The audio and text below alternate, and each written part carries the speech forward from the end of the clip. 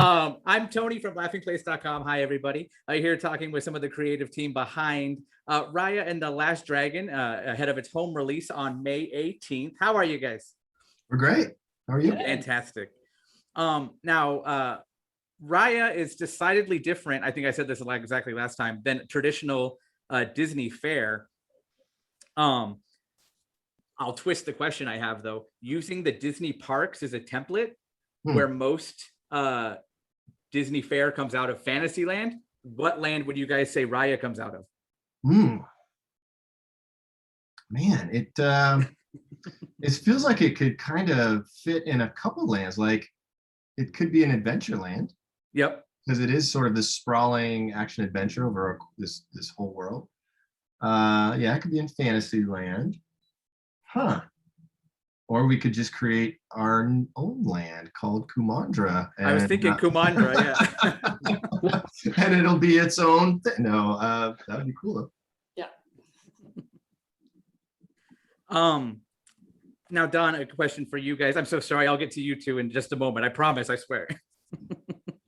Oh, good. Don loves talking. Okay. Don, you've worked on Big Hero 6, Meet the Robinsons, and one of my personal favorites, Brother Bear. Would you say that gave you kind of a leg up for doing something different like Raya? Yeah, I guess so. I mean, you know, it's I think I think that's sort of the obligation, to be honest with you, of every filmmaker at Disney. Do something different? Yeah, I think, you know, because we're all very aware of our legacy. That's why we're there, you know, generally. And so we want to honor it, but I think it's also our obligation to kind of push it forward by leaps or sometimes by, you know, nudges. But I think that's our mission one as filmmakers. So you succeeded quite well, in my opinion, with Raya. All of you guys, all of you. Kui and Adele, you guys have primarily live action backgrounds. And I know as did Carlos as well, your co-director, Don. But how would you say that was an advantage or a challenge coming into animation? I don't know about challenge or advantage. I think it's just entirely different. And the advantage of working in feature animation is, you know, in live action, you shoot the thing, you look at the footage, you have to kind of make a movie based on what you have. And in feature animation, it's like you put up these amazing, elaborate screenings 8 times for one movie. And the ability, you know, it's a double-edged sword, the ability to tear it all down and build it all back again. The wonderful advantage is like everything that you feel needs work, you can take it back and, you know, have another go at it. The disadvantage is you can take it back and have another go at it. And so what we do is so subjective. And there's this amazing brain trust that we have of filmmakers within Disney, the directors, artists, producers saying like, you can push this more, and, you know, challenging us to really make characters and stories deeper and, you know, plot twists more intriguing and things funnier. And so you're always like, you're always trying to, you know, up it. And it's not until the producer tells you like, you know, we got it, we got to stop that you stop. Yeah, I mean, I think it's both you're given a whole bunch of, you know, superpowers to be able to play with, but you have to be very responsible with it. Like I always think of the moment when we did a couple of screen tests on the fights, and we realized, you know, I'm also a fight director, and like, you know, when you're choreographing real human beings, you're not really allowed to punch people directly in the face, but with animated characters, you can punch them directly in the face and show full impact at full velocity. And we did a couple tests, and we wanted to see what it looked like, and we're like, that's way more brutal than anything I've ever seen before. Because as we discover, you know, Disney can be, you know, our levels of realism to fantasy to caricature. That's based on the artist and the artwork that, you know, we decide to make on. But we could go full realistic if we wanted to, and we tested those boundaries. And it was really a quick lesson in like discipline in being a storyteller. Going, oh, what do we gain out of shocking an audience by like punching Raya dead in the lip? Probably very little, but it was really cool to be able to see it just then. So I'm glad we did the test. I was going to ask where that ended up on the scale of full realism and caricature. It was pretty realistic. I would say it was pretty authentic from what I Yeah. saw. Yeah, But I wasn't at the screenings. there's a couple in the Namari Raya fights that you definitely feel it. You know, it's the sound design mixed with the animation and everything. But yeah, there's some It got impact. kind of crazy. Yeah. Yeah. I mean, I think Don was disciplined when he was like, maybe we move the camera over, like, because it was the same choreography. It was Yeah. just like, instead of the shot being this way, it was behind, so you wouldn't see the impact point. But yeah, anytime you saw the impact, it was like, ooh, oh wow, I just wasn't expecting that in this movie. You know? Yeah. I'll leap off of that because you kind of brought it up. You were a martial arts director. I had advisor. It was director. I forgot what my title was, but I consulted basically. You know, I Okay, worked awesome. with the fights. Yeah.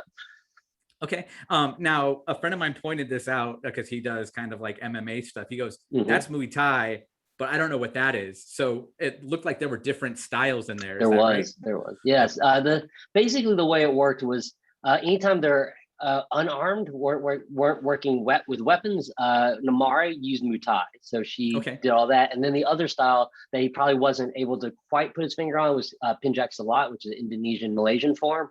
It's an incredible and very effective martial art style, but it's usually when you're dealing with that area, like Kung Fu is so close because it's Chinese, and that usually, Mhm. you know, if you're going to do something like Malaysian martial arts, you might as well just go over to Wing Chun or you know, the kind of Chinese styles. And then the other, whenever they picked up weapons, they were doing Arnis or Krabi Krabal. Awesome.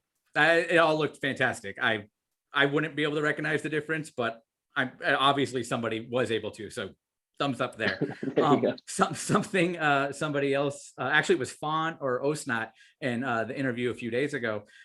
They said where more normal Disney songs would be in traditional stuff, that's where the martial arts fights are. And now I can't unsee that. Is that something you kind of all had going in, or is that something that just kind of happened along the way? I think it probably happened along the way because you were just trying to, structure the story, and it was very important that the fights meant something. You know, that it furthered the plot, but also the character development, especially between Namari and Raya, because those are the three big fights in the movie. And so, they had to work their way into the story first because we didn't want them to be gratuitous. But I think it was towards the end of the movie that we started to realize, like, oh yeah, if this was a musical, these would be the big musical numbers. But they're just punching each other instead of singing. The hero fight, the I want fight, the sidekick fight. Yeah, exactly. Yeah, the Happy Village. Yeah, Mike. Yeah. Very cool. But yeah, I can't unsee that now that it's been pointed out to me. But it was really well done. Now I'm sure you've asked me this a lot, but I'm gonna ask it too. Animation's usually typically very, very collaborative. Most of this film, if I'm not mistaken, was done remotely. And I understand the irony that I'm talking to you from my home and it looks like you're all in your own homes. So I'm assuming that helped, but how would you say that was a hindrance or an advantage? Well, certainly it didn't seem like an advantage at the beginning. Yeah. I think we, like most people, thought it was probably going to be a couple of weeks, maybe a month, and then we'd be back. And then it became very clear that was just not going to be the case. And we didn't skip a beat in terms of production. And I really have to give credit to our technical support team, because essentially in a weekend, they got everybody up and running, 450, almost 500 people. Getting their machines at home up and running, ready to go. Like, we just did not miss any kind of production beat. And they're the unsung. Well, I try to sing their praises every chance I get. So, but they're the real heroes, of this film. The bigger question I think that we all had, that maybe concern is probably a better word, is just, for 100 years, we've been making movies the same way, all in a building together, collaborating very closely, not just in meetings, but in hallway conversations, in our caffeine patch, our coffee shop. And it's just constant collaboration with the same people that you see every day, and you get to know each other, and, and that all just went out the window. And so that was the more disconcerting thing, is like, how are we going to respond to that? But you know, everybody pulled together, and I think it's a testament to just how much everybody loves working at Disney, but even specifically this film. They put everything they had into it because it was a. I think everybody recognized that we were making something special, and making it in a very unique, special way. And somehow all that kind of went into the film and elevated it, you know, beyond, I think, probably what it would have been had we not, you know, had to work at home. Yeah. It turned out great regardless of where it was made. So frame by frame analysis, we could have done it on Disney Plus, but now we have the disc in our hands. I've already asked the other group, is there anything hidden that you're all aware of to be on the lookout for, like Easter egg wise or little fun things? I think I know of only two, but okay. You guys know any more? There, if you look in Talon, in that at the beginning of Talon, there it's the street scene when there's, you know, all kinds of vendors and stuff like that. Hey Hey from Moana makes an appearance. Okay. And there is a Mickey. There always is. Yeah, I'm trying to think. It was you guys remember? It was in towards the beginning of the movie when Raya is talking about the other lands. You know, Benja's quizzing her about the other lands, and Raya goes into that kind of flash forward image where we see the different lands, and there's a Mickey hidden in one of them. I can't remember exactly where.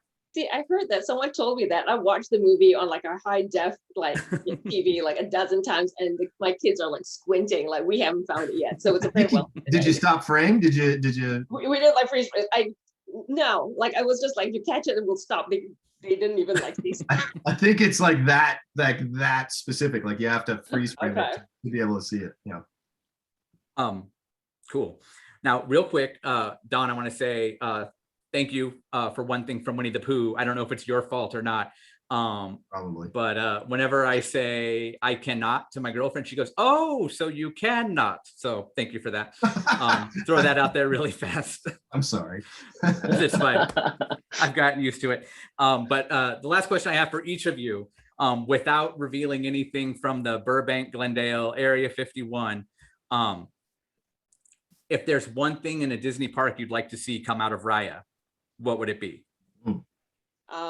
I can jump into that. This was very, very early on from one of our story artists, where Raya was on Tuk Tuk in the Land of Tail and barreling down with Tuk Tuk, you know, and coasting all around to those amazing like slot canyons. And at some point in one of our screenings, we lost that. And I remember we were watching, going just like, why does everything suddenly feel like so kind of staid and like nothing? And just the idea of being able to like be on a tuk tuk, like, you know, crash down, like going over, under, like, you know, with like like those battle cats, like, you know, on your tail. I would love that. My kids would lose their minds. I would like to just see like I mean, the rides are amazing. I love rides, but I also you know, my inner fat kid just would love to just have like the Disney park area where it's just a Commander Market where I can eat all those foods. That'd be cool. So, that would be awesome. Both took my answers. What you got, Don? What you got? All right. Well, okay. This isn't necessarily a land, but because this would be super dangerous if they did this. But if we could all have like Raya's sword and like, sell that, but like a legit one, like they could like, you know, shoot out and you could like grappling hook wherever. That'd be awesome. We at laughingplace.com, we have a movie club, and I actually hosted our Raya edition. And that was the one thing we said when I asked them the same question, is that's definitely going to be in the souvenir stand at some point. Is that sword? We got to make that happen. That would be the best. The Raya. I want to see like a lightsaber go up against that. Oh yeah, whip sword. Yeah, no, yeah. I agree. Get out of here, lightsaber. Game over. Game over. Yeah, plastic light flashlight. Lastly, Adele and Kui, this is your first foray into Disney animation. Is it going to be your last?